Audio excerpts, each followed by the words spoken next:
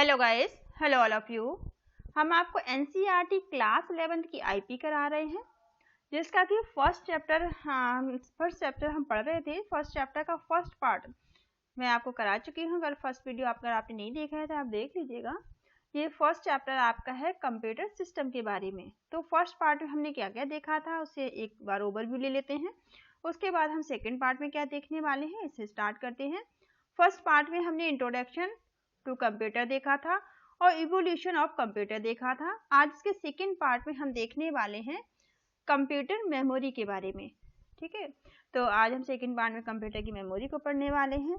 Introduction to computer हमने block diagram CPU का देखा था, जिसमें कि प्राइमरी मेमोरी थी, सेकेंडरी मेमोरी थी, control unit, arithmetic logic unit और इनपुट एंड आउटपुट देखा था हमने। इनपुट डिवाइसेस क्या होती हैं, आउटपुट डिवाइसेस क्या होती हैं, सीपीयू का काम क्या है और इन सब के बारे में देखा था। इवोल्यूशन ऑफ कंप्यूटर देखा था, कंप्यूटर की जर्नी के बारे में देखा था। वॉन न्यूमैन का आर्किटेक्चर देखा था हमने, इस पे क्या क्या बेस है। तो आज हम मेमोरी यूनिट करने वाले हैं, तो चलिए मेमोरी यूनिट स्टार्ट करते हैं। Computer memory. कंप्यूटर की मेमोरी क्या होती है? Computer system needs memory. Computer system को मेमोरी की आवश्यकता होती है to store the data, data को स्टोर करने के लिए, and instruction for processing, processing करने के लिए डेटा और इंस्ट्रक्शन को स्टोर करने के लिए मेमोरी की आवश्यकता होती है। Whenever we talk about the memory of a computer system, जब भी हम कंप्यूटर सिस्टम की मेमोरी की बात करते हैं, we usually talk about the main या प्राइमरी मेमोरी। तो हम मेनली मेन मेमोरी की या प्राइमरी मेमोरी की बात करते हैं। मेन मेमोरी को ही प्राइमरी मेमोरी कहा जाता है। The secondary memory also called the storage device, और जो सेकेंडरी मेमोरी हमारी होती है उसे सेकेंडरी स्टोरेज डिवाइस कहा जाता है। Is use to store data, instruction and result permanently and for further use. जो हमारा डेटा है या इंस्ट्रक्शन है, हमारा रिजल्ट है, उन सबको परमानेंटली अगर स्टोर करने की बात की जाए तो वो हमारी स्टोरेज डिवाइसेस में स्टोर होती है, जिसे सेकेंडरी मेमोरी कहा जाता है। और ताकि हम परमानेंट स्टोर करके अपने डेटा को फर्दर यूज कर पाए। Unit of memory. मेमोरी की यूनिट्स क्या क्या होती हैं? तो computer system use binary number. जो कंप्यूटर सिस्टम हमारा होता है वो बाइनरी नंबर को यूज करता है to store and process data. Data को स्टोर करने के लिए, डेटा को प्रोसेस करने के लिए जो हमारा कंप्यूटर सिस्टम होता है वो बाइनरी नंबर को यूज करता है। द बाइनरी नंबर, जो binary digits 0 and 1। Binary digits क्या हो सकते हैं? 0 एंड 1। आप कंप्यूटर में किसी भी भाषा में कुछ भी लिखते हैं, इंग्लिश में लिखते हैं, हिंदी में लिखते हैं या अपने किसी भी लैंग्वेज में लिखते हैं, कंप्यूटर सिर्फ 0 एंड 1 ही समझता है। पहले भी कंप्यूटर 0 1 समझता था और आज भी कंप्यूटर 0 1 ही समझता है। Which are the basic unit of memory, जो कि मेमोरी की बेसिक यूनिट होती हैं, आर कॉल्ड बिट्स। सबसे छोटी यूनिट अगर आपसे पूछी जाए मेमोरी की तो आप क्या बताएंगे? बिट्स होती है। या तो 0 हो सकता है या फिर 1 हो सकता है, 1 हो सकता है या 0 हो सकता है। Further these bits are group together to the form of word. और फर्दर जब ये बिट्स ग्रुप होती हैं, इकट्ठी होती हैं, तो ये एक वर्ड बनाती हैं। आ 4 bit word is called nibble. जो 4 बिट वर्ड आपका होता है वो क्या बनाता है? वो एक निबल से कहा जाता है। 4 बिट मिलके एक निबल बनती है, ये आप याद रखेंगे। Example of nibble are. Nibble में क्या क्या हो सकते हैं? 1 0 0 1 हो सकता है, 1 0 1 0 हो सकता है या 0 0 1 0 हो सकता है, क्योंकि इसमें आपके 4 बिट ही होते हैं। और 2 निबल, अगर 2 निबल को हम मिला दें, 2 निबल वर्ड मिलकर क्या बनता है? 8 बिट बनता है। 8 बिट वर्ड बनेगा कॉल्ड द वाइट, जिसे कि वाइट कहा जाता है। 2 निबल मिलकर एक वाइट बनता है, 8 बिट वर्ड बनता है। आप याद रखिएगा। 8 बिट में आपके क्या क्या हो सकते हैं? 8 बिट हो सकते हैं, जैसे 0 1 0 0 0 1 1 0 हो सकता है, या 0 1 1 1 1 1 0 0 हो सकता है, या 1 0 0 0 0 0 0 1 हो सकता है। आपको 8 बिट ही होंगे जो कुछ भी आप लिखे। Like any other standard unit, bytes अगर दूसरी स्टैंडर्ड यूनिट की बात करें तो bytes are the group together to make a bigger chunk of unit of memory. जो आपकी बाइट्स मिलकर आपकी बड़ी मेमोरी बनाती हैं, बिगर चंक्स बनाती हैं या यूनिट ऑफ मेमोरी की बनाती हैं, जो कि आपको यहाँ पर टेबल में दिया गया है। तो चलिए देख लेते हैं। ये आपको एक मेमोरी मेजरमेंट की यूनिट दी गई है, एक टेबल दी गई है, इसे देख लीजिए आप। केबी जिसे किलोबाइट कहा जाता है, 1 KB इक्वल टू 1024 बाइट से इक्वल होती है। 1 MB जिसे मेगाबाइट कहते हैं, 1 मेगाबाइट 1024 KB की इक्वल होती है।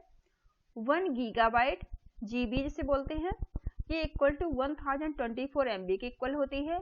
1 टेराबाइट जिसे कि TB भी बोला जाता है, 1024 GB की इक्वल होती है। 1 पेटाबाइट जिसे कि PB बोला जाता है, ये 1024 TB की इक्वल होती है, टेराबाइट की इक्वल होती है। 1 एक्स्ट्राबाइट 1024 पेटाबाइट की इक्वल होती है। 1 जेटाबाइट 1024 एक्स्ट्राबाइट की इक्वल होती है। 1 योटाबाइट 1024 जेटाबाइट की इक्वल होती है। ये आपकी मेजरमेंट यूनिट है।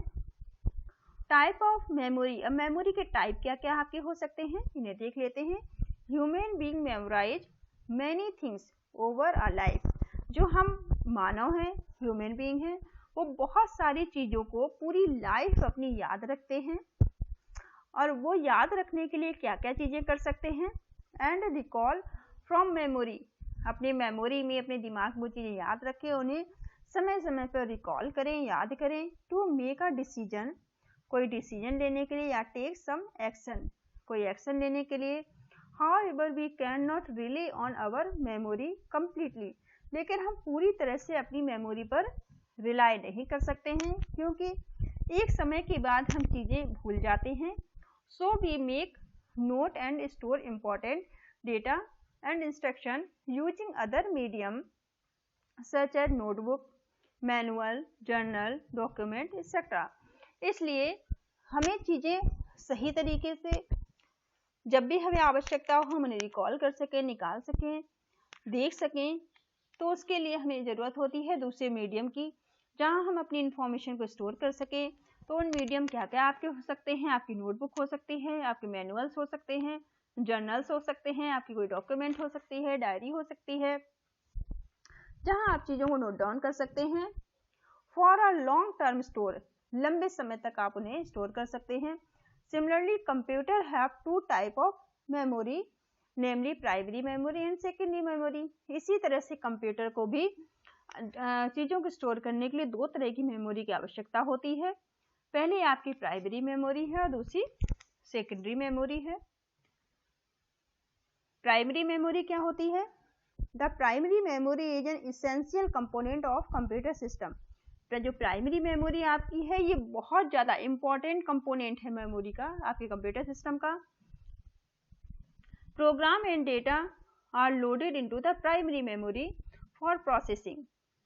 प्रोसेसिंग से पहले, बिफोर प्रोसेसिंग, प्रोसेसिंग से पहले जो भी आपका डेटा है या प्रोग्राम है वो लोड होते हैं प्राइमरी मेमोरी में। The CPU interact directly with the primary memory to perform read और राइट ऑपरेशन। और जो हमारा CPU होता है वो भी डायरेक्टली किसके साथ इंटरेक्ट करता है? वो प्राइमरी मेमोरी के साथ ही डायरेक्टली इंटरेक्ट करता है। It is of two type, ये दो तरह की होती है। रैंडम एक्सेस मेमोरी जिसे रैम कहा जाता है, दूसरी है रीड ओनली मेमोरी जिसे कि रोम कहा जाता है। RAM is a volatile memory, RAM कैसी मेमोरी होती है? वोलेटाइल मेमोरी होती है। As long as power is supplied to computer, it retain the data in it. जब तक कंप्यूटर आपका ऑन रहेगा, कंप्यूटर को पावर सप्लाई मिलती रहेगी, तो डेटा इसमें रहेगा। कंप्यूटर ऑफ होने के बाद, पावर सप्लाई ऑफ होने के बाद डेटा इसमें नहीं रहता है।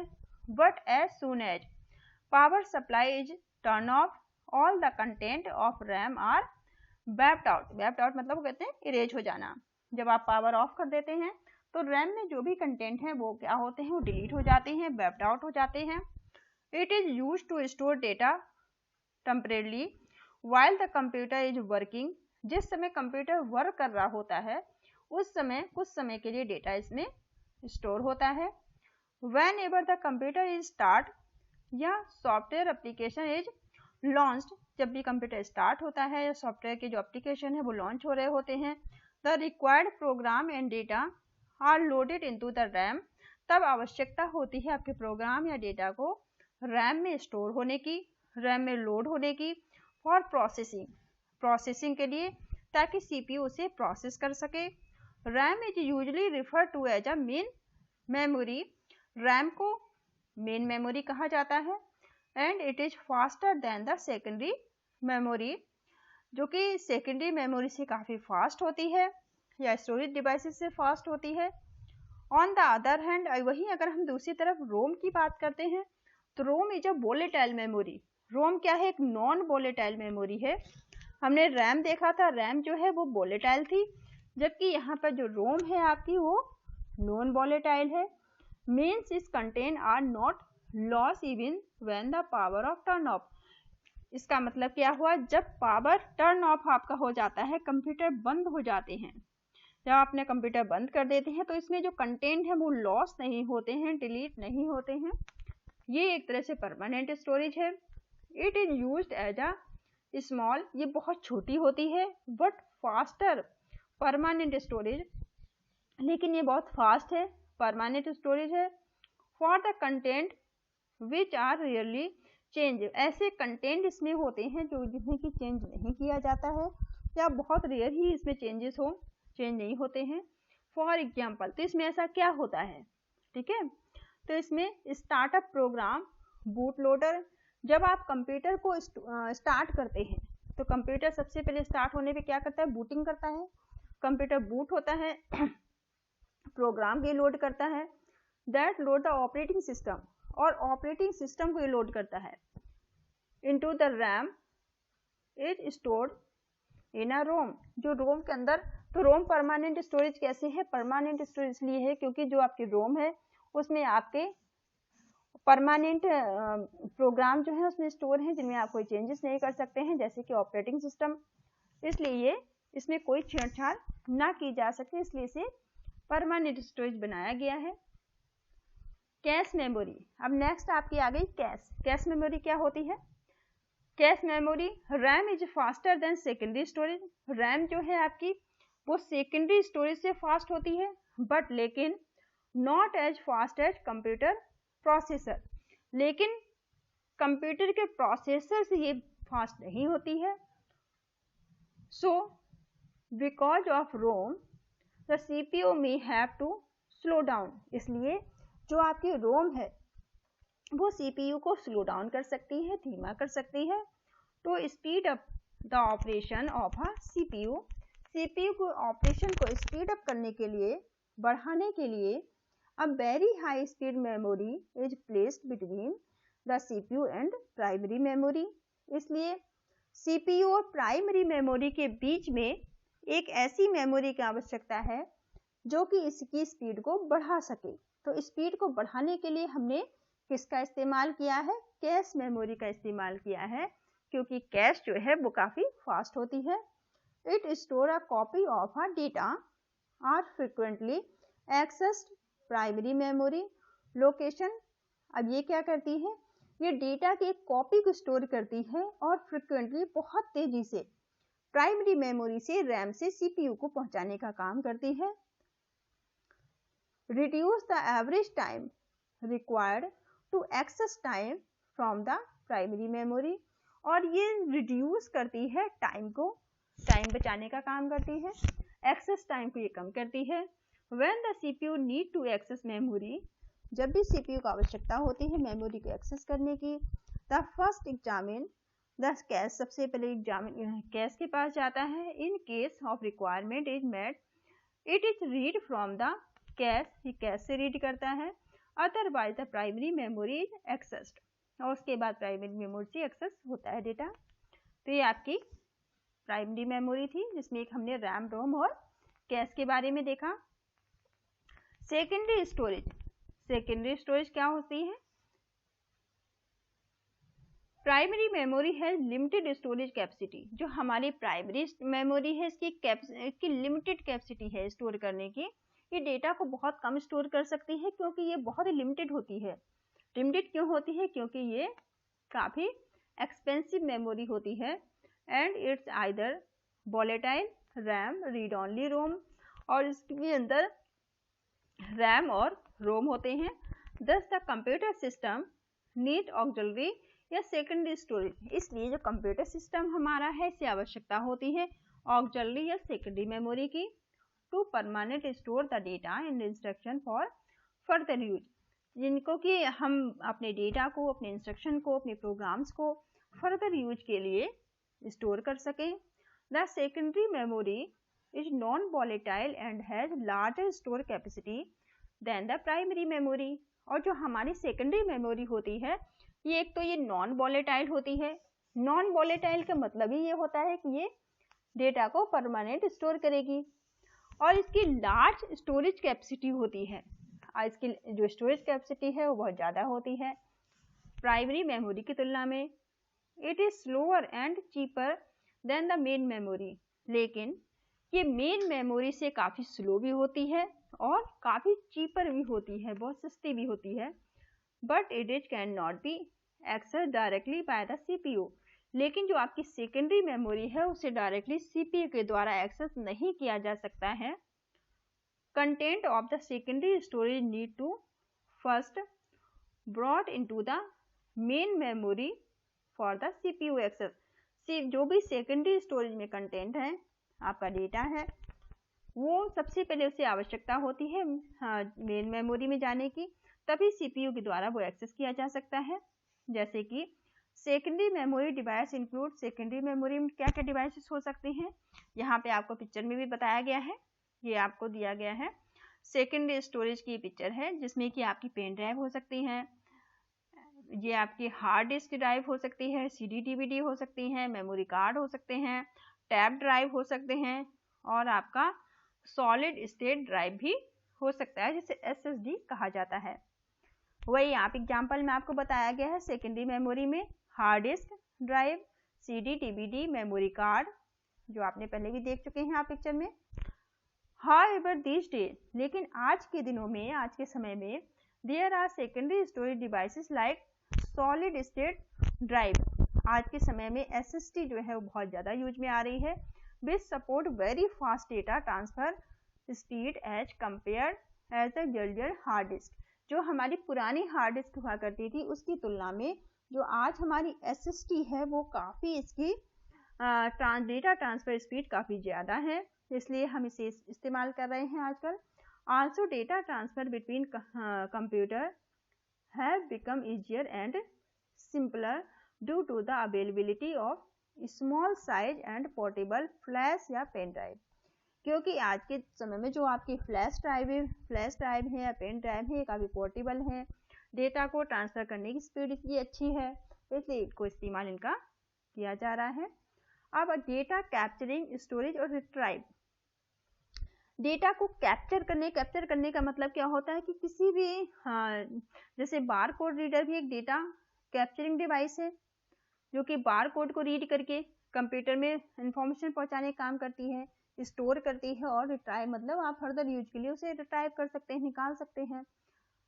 टू प्रोसेस द डेटा को प्रोसेस करना, we need the first input या कैप्चर द डेटा प्रोसेस करने के लिए सबसे पहले हमारे पास डेटा भी तो होना चाहिए। अगर डेटा ही नहीं होगा तो CPU प्रोसेस कैसे करेगा? तो हमें डेटा की आवश्यकता होती है। डेटा हमें इनपुट फॉर्म में या हम अपने कीबोर्ड से इनपुट करें, माउस से करें या फिर किसी कैप्चर डिवाइस से करें। This allow by the storage in the file और a database so that it can be used in the further.